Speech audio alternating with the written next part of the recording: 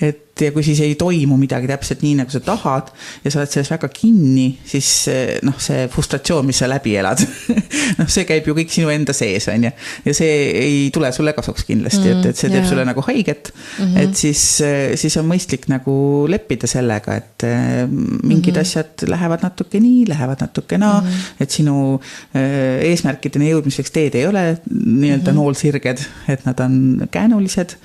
Et sellega kui sellise elufilosoofiaga nagu ennast nii-öelda paitada, siis on nagu toredam toimetada, mulle tundub.